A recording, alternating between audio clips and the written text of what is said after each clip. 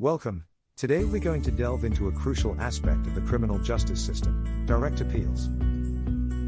This video is an invaluable resource for anyone seeking to understand the intricacies of the direct appeal process. We unravel the legal procedures, potential grounds for appeal, and the consequences of a failed or successful appeal. Please remember, this video is for informational purposes only and does not constitute legal advice. Always consult with a professional attorney for legal advice. Understanding direct appeals. A direct appeal is a legal procedure where a higher court is asked to review and potentially overturn the decision of a lower court. It's a common method used to challenge a conviction or sentence. The defendant, now referred to as the appellant, files a notice of appeal to the appellate court.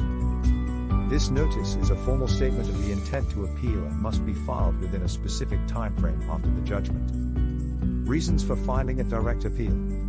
The reasons for filing a direct appeal can vary, but they often involve a belief that a legal or procedural error occurred during the trial that affected the outcome. This could include errors in the judge's instructions to the jury, improper admission or exclusion of evidence, or insufficient evidence to support the conviction. The appeal process. The appellant's attorney then prepares an appellate brief. This document outlines the arguments for why the lower court's decision should be reversed.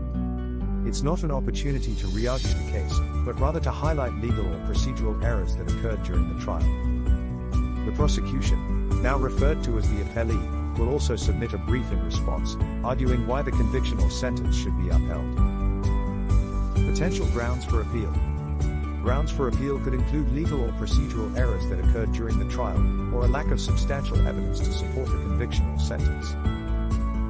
It's important to note that an appeal is not a retrial and the appellate court will not consider new evidence. Facts. Now, let's address some frequently asked questions about direct appeals. Can I present new evidence in a direct appeal?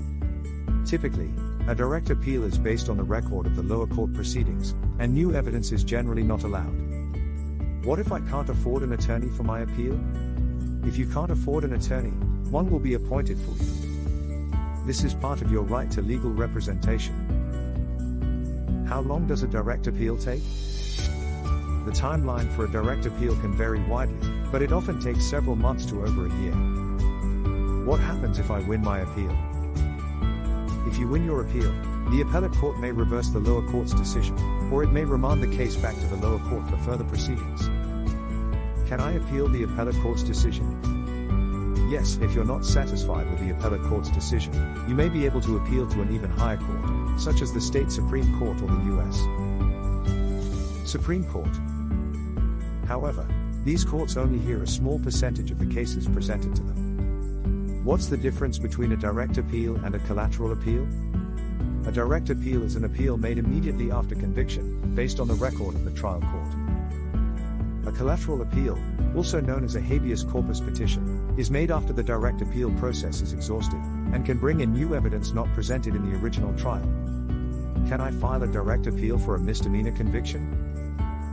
Yes, both misdemeanor and felony convictions can be appealed. What happens if my appeal is denied? If your appeal is denied, the original conviction or sentence stands. You may have further legal options, such as filing a collateral appeal. Can I appeal a guilty plea? In general, a guilty plea waives your right to an appeal.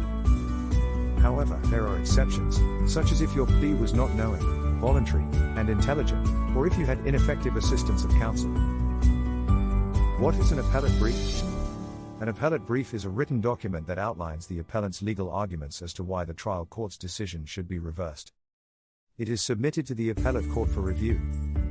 Call to action. If you found this video informative, please hit the like button and share it with anyone who might find it useful. Don't forget to subscribe to our channel for more insightful legal content. Your support enables us to produce more educational videos like this one. Disclaimer. This video is for informational purposes only and does not constitute legal advice. Always consult with a qualified attorney for advice regarding your specific situation.